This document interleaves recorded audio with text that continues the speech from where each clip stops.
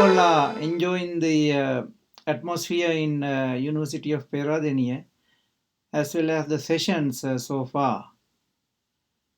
And I am pleased to be able to make this presentation from a distance today.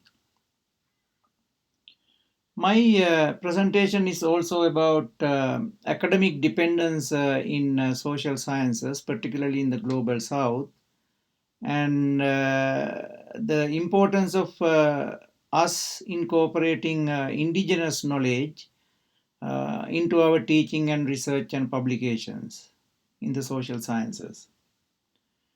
So before I get to the core of my presentation, I like to start with asking the question, why do we need to discuss this topic? One could say that it is important to critically examine disciplinary knowledge that came from global north for contemporary relevance.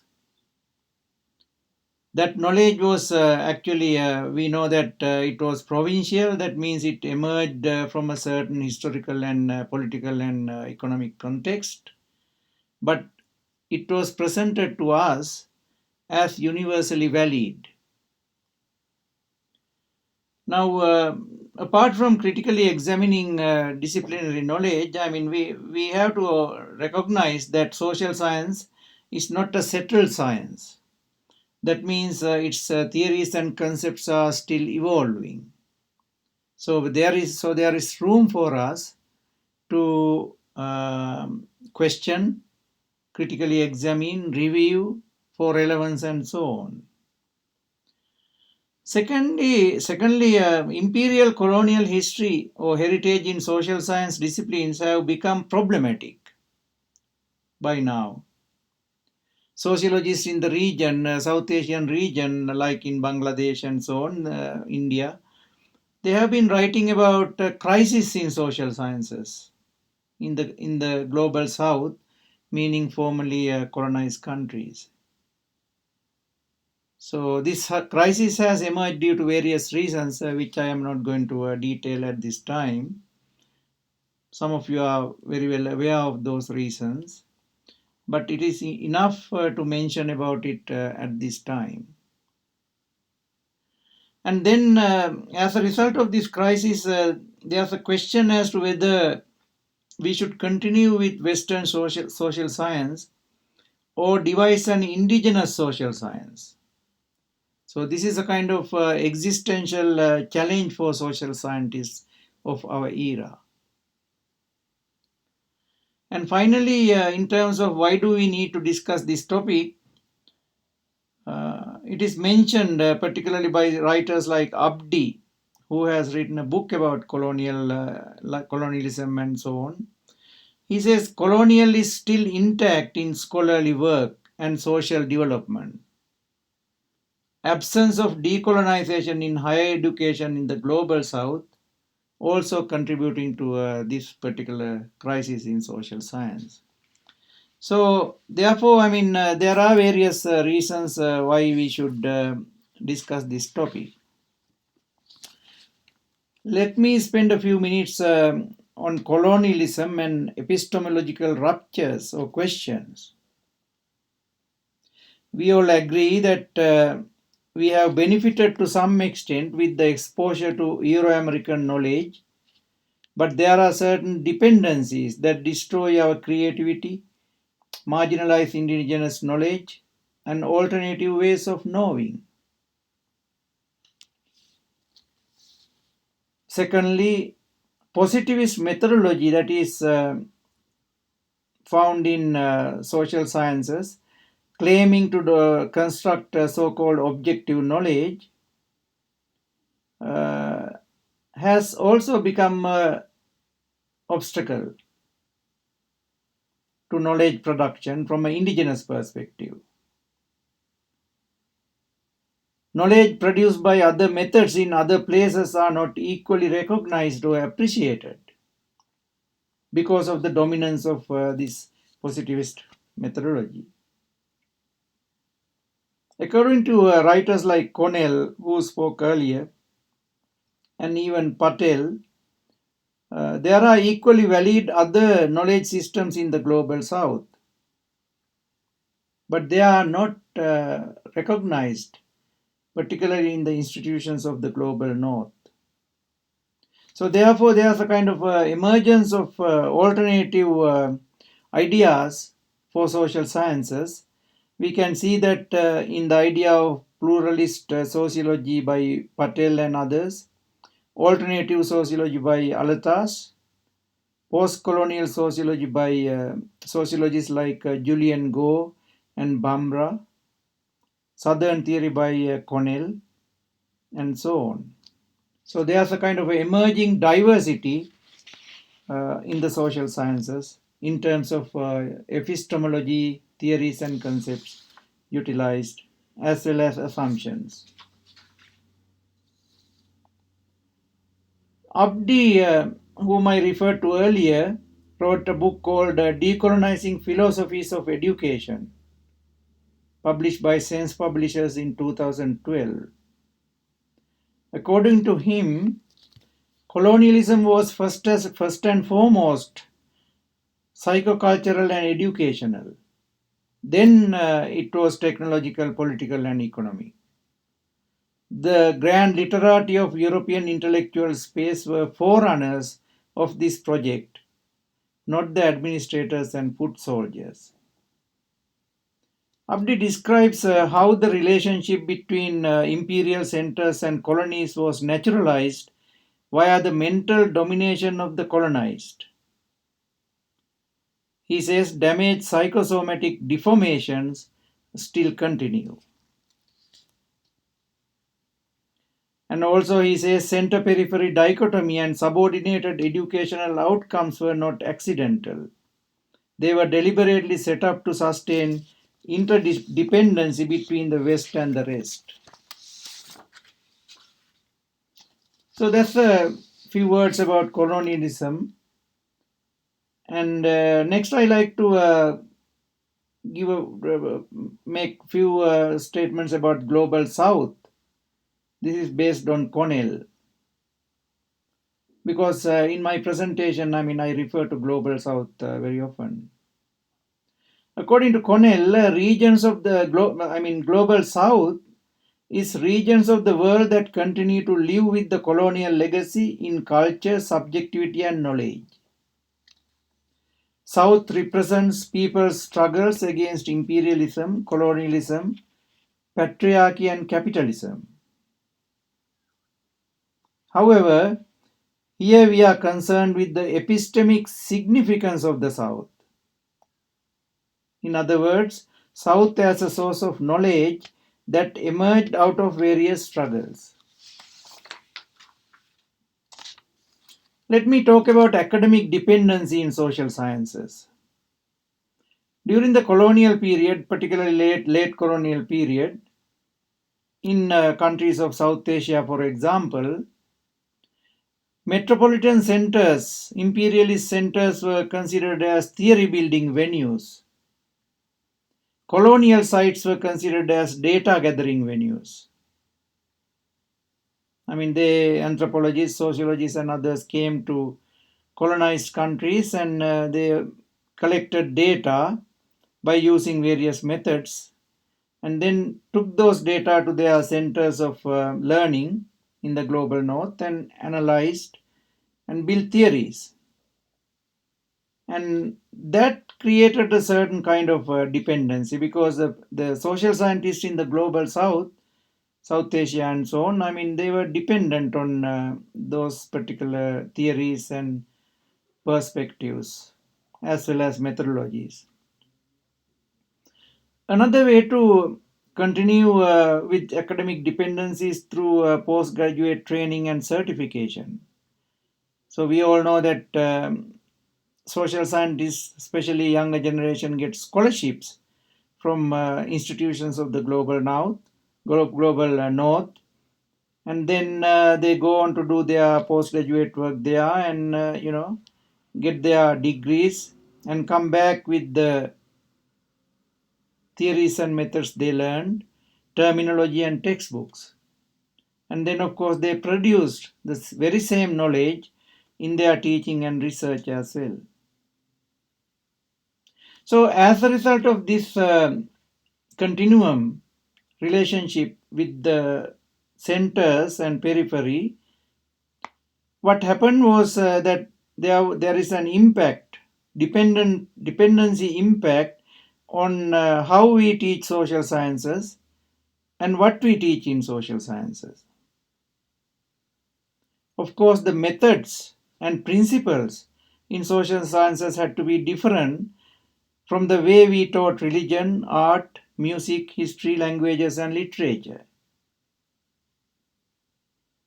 Furthermore, as a result of this dependent relationship, our social scientists started to look at our own people, culture, and the society through the perspectives and assumptions provided by metropolitan centers of learning, not the indigenous perspectives and assumptions.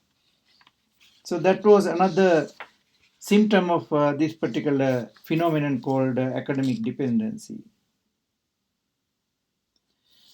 So next I turn to some questions about contemporary social science knowledge and its relevance to Asia, along with a few more comments. One question which we can ask is, do social sciences contain objective knowledge, or is this knowledge context bound? And then, of course, in terms of comments, we can see that in the relevant literature, it is mentioned that the knowledge in social sciences is not rooted in Asian culture, ways of knowing and doing. And also, there is commentary about stagnation of knowledge production.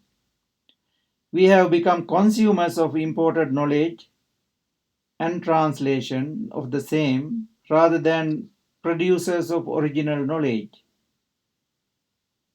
Another comment we can find is in terms of contemporary social science knowledge and its relevance is lack of creativity and originality, lack of new theories from Asia, lack of anti-hegemonic role models for young social scientists.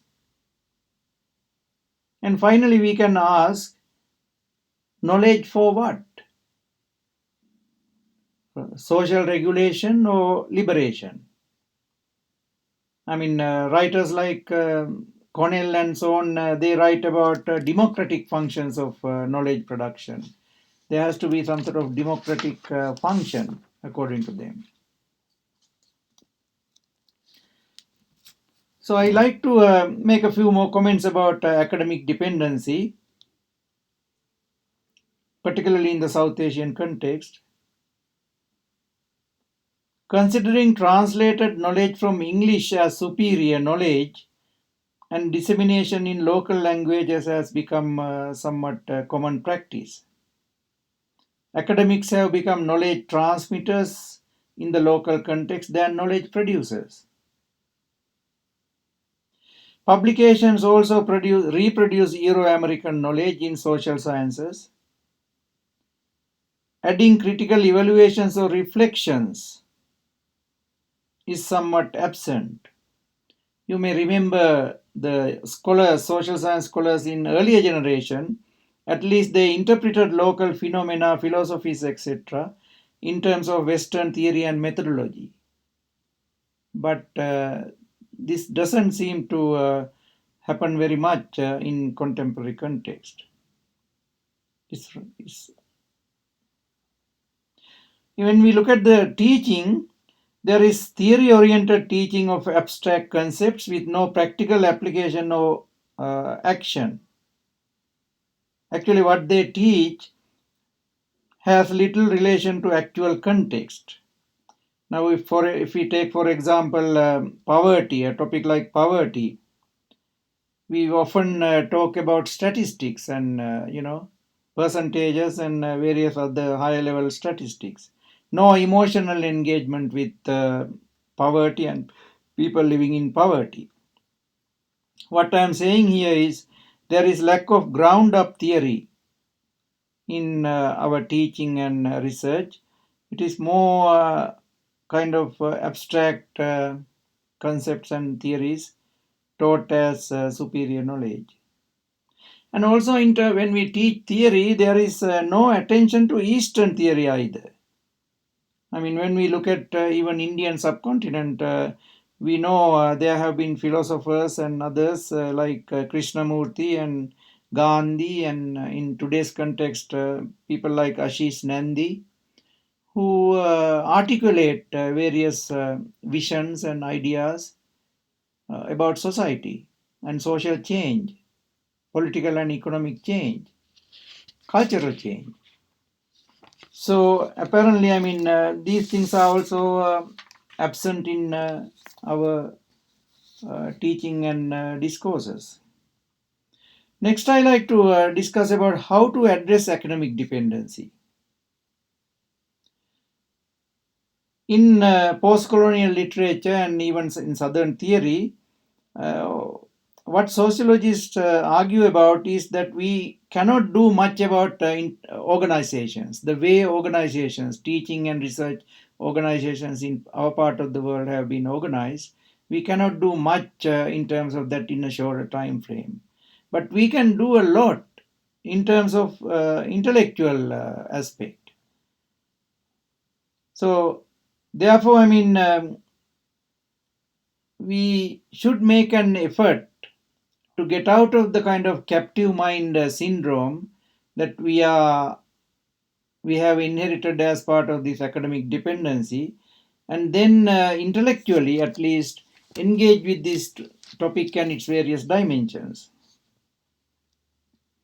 Another thing we can do is explore whether there can be non-scientific truths, ways of knowing. I mean, I know that positivist social scientists, they do not recognize knowledge produced by other means like observations, intuition, meditation, reflection, and so on. You have to follow the positivist methodology, starting from defining a topic and then, of course, making certain hypotheses or assumptions, and then collecting data to test that, and likewise, So it's a kind of a circular process. So, in terms of how to address academic dependency, we can also interrogate ways as to how it constructs dependencies. That is actually a first thing we have to do.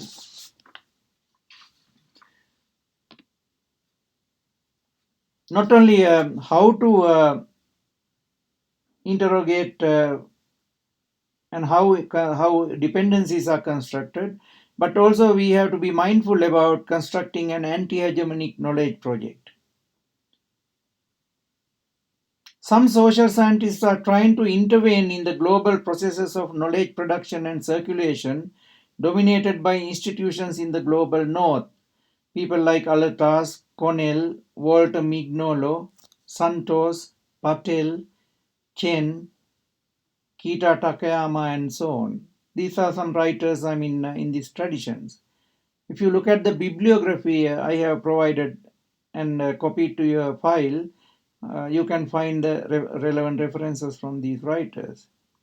They critique Northern theory and foundational knowledge idea and explore ways to undo hierarchical orders in which knowledge is produced. They also point out that it is important to reconstruct what is lost during the colonial period. And they advocate exploring alternative knowledge sources, venues, and methods of inquiry, including indigenous knowledge. This is actually not a call for reinforcing binaries like East and West, but basically it is a call for reimagining social sciences and our roles as social scientists, and also developing an ability to be able to challenge dominant monolingual knowledge frames arising from unequal knowledge order with counter-hegemonic sociology of knowledge. Another is compared to integrationist social science, thought systems that emphasize change can be brought to the fore. We can look at social practices as alternative or rival knowledge sources, as Santos states. We can utilize forms of knowledge that includes suppressed, silenced, marginalized realities and create solidarity. Actually, I am running out of my time, 20 minutes allocated. So I would like to conclude by saying a few words about indigenous knowledge and some suggestions. In terms of very often, one of the questions that arise is how to identify discourses or indigenous discourses and knowledge traditions. For this, we can look at indigenous texts compiled during pre-colonial, colonial and post-colonial periods with a view to incorporating ideas, concepts and approaches to social sciences. And also look at our own scholarly traditions, cultural traditions, knowledge traditions, which have been undermined or erased during the colonial period. And of course, when I mention these traditions, they can be oral, they can be found in our folklore, art, music, literature, religious texts, and likewise. So we need to be able to reread them and find out what is important to us today. And also we have to do away with translation from English as knowledge construction. South Asia has rich languages and epistemologies. We need to actually go deeper into these kind of epistemologies and translate them to world languages. So there are a few notable Sri Lankan scholars and social scientists emphasizing indigenous perspectives. I'm not going to go into details at this time. And in terms of our mission to reinvigorate indigenous knowledge, we actually need to engage in collective self-reflection and criticism of the unequal knowledge order and its effects on thwarting our originality, creativity in the search for knowledge. Rereading of history, articulations of colonialism, indigenous struggles for liberation and lost pride. We need to discover lost intellectual and cultural traditions, not as museum pieces, but as living forces. So I will end here, and if you have any questions, we could discuss these points further during the question time.